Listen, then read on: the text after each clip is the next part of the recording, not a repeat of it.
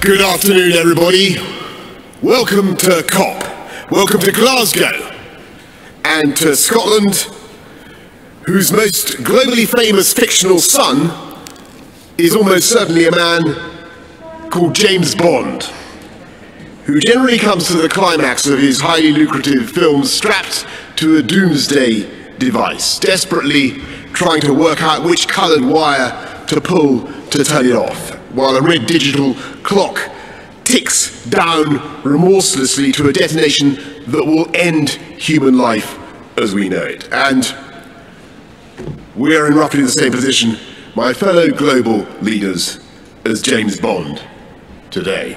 Except that the tragedy is, this is not a movie, and the doomsday device is real, and the clock is ticking to the furious rhythm of hundreds of billions of pistons and turbines and furnaces and engines with which we are pumping carbon into the air faster and faster, record outputs, and quilting the Earth in an invisible and suffocating blanket of CO2, raising the temperature of the planet with a speed and an abruptness that is entirely man-made. And we know what the scientists tell us, and we have learned not to ignore them.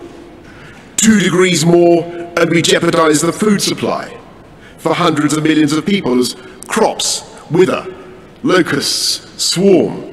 3 degrees and you can add more wildfires and cyclones, twice as many, 5 times as many droughts, and 36 times as many heat waves. 4 degrees and we say goodbye to whole cities. Miami, Alexandria, Shanghai, all lost beneath the waves. And the longer we fail to act, the worse it gets, and the higher the price when we are eventually forced by catastrophe to act, because humanity has long since run down the clock on climate change. It's 1 minute to midnight on that doomsday clock, and we need to act now. If we don't get serious about climate change today, it will be too late for our children to do so tomorrow. I was there with many of you in Copenhagen 11 years ago when we acknowledged we had a problem. I was there in Paris 6 years ago when we agreed to net zero and to try to restrain the rise in the temperature of the planet to 1.5 degrees. And all those promises will be nothing but blah, blah, blah, to coin a phrase. And the anger and the impatience of the world will be uncontainable unless we make this COP26 in Glasgow the moment when we get real about climate change. And we can. We can get real on coal, cars, cash, and trees. We have the technology to deactivate that ticking doomsday device, not all at once. I'm afraid it's too late for that. But one by one, and with ever greater speed and efficiency, we can begin to close down those billions of hydrocarbon combustion chambers that you find currently in every corner of the planet. We can phase out the use of cars with hydrocarbon internal combustion engines. By 2035, we can do that. We in the UK are leading by ending new sales by 2030. We can end the use of coal-fired power stations. We can do it by 2040 in the developing world, 2030 in the richer nations. We can plant hundreds of millions of trees, 1 trillion. It's not technologically difficult. And halt and reverse deforestation by 2030. Not just because it's a spiritually uplifting and beautiful thing to do, but because that is the way to restore the balance of nature and to fix carbon in the air. And as we look at the green industrial revolution that's now needed around the world, we in the developed world must recognize the special responsibility we have to help everybody else to do it. Because it was here in Glasgow 250 years ago that James Watt came up with a machine that was powered by steam, that was produced by burning coal. And yes, my friends, we brought you to the very place where the doomsday machine began to tick. And even though for 200 years the industrialized countries were in complete ignorance of the problem that they were creating, we now have a duty to find those funds. $100 billion a year that was promised in Paris by 2020, but which we won't deliver until 2023, to help the rest of the world to move to green technology. But we cannot and will not succeed by government spending alone. We in this room could deploy hundreds of billions, no question. But the market has hundreds of trillions. And the task now is to work together to help our friends to decarbonize, using our funds, the funds we have in development assistance, and working with all the multilateral development banks so that in the key countries that need to make progress, we can jointly identify the projects that we can help to de-risk so that the private sector money can come in just the same way that it was the private sector that enabled the UK to end our dependence on coal, become the Saudi Arabia of wind. We have the technology. We can find the finance, and we must. And the question for us all today is whether we have the will. And my fellow leaders, as I look around this room, I don't want to put too fine a point on it, but we all talk about what we're going to do in 2050 or 2060.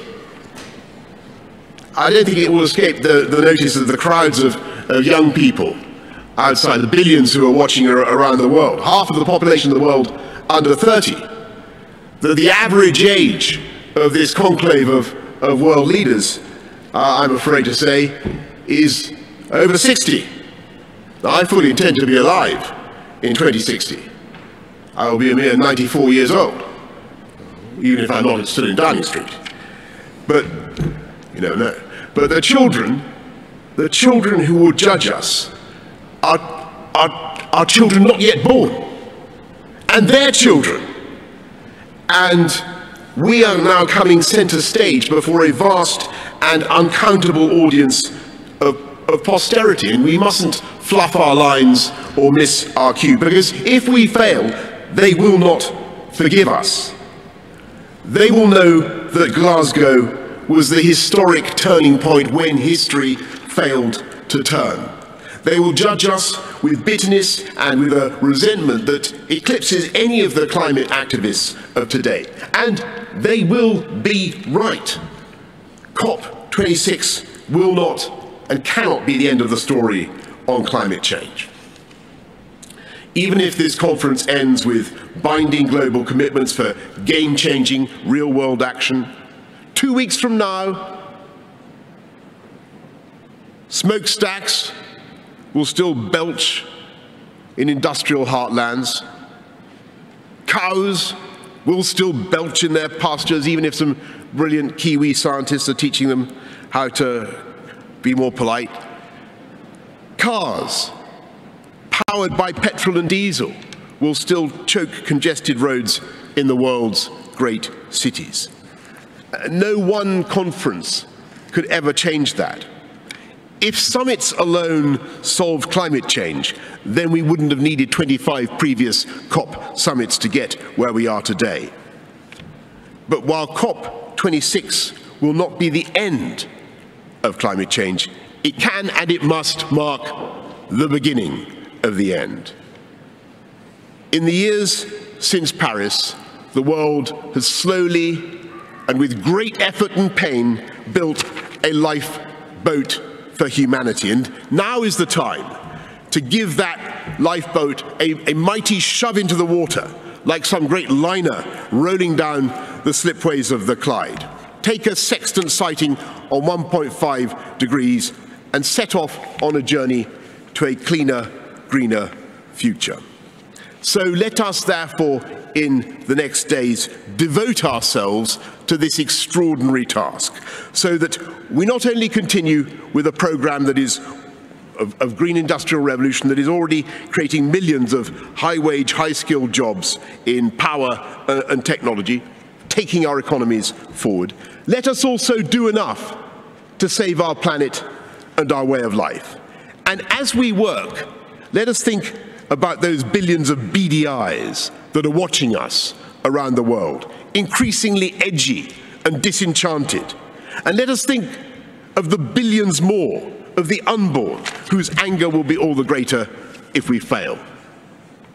We cannot let them down.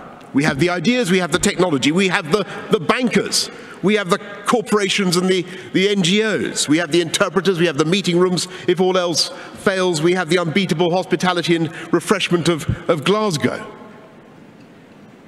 We may not feel much like James Bond, not all of us necessarily look like James Bond, but we have the opportunity and we have the duty to make this summit the moment when humanity finally began, and I stress began, to defuse that bomb, and to make this the moment when we began irrefutably to turn the tide and to begin the fight back against climate change. Yes, it's going to be hard. But yes, we can do it. And so let's get to work with all the creativity and imagination and goodwill that we possess. Thank you very much, and good luck to all of us. Thank you.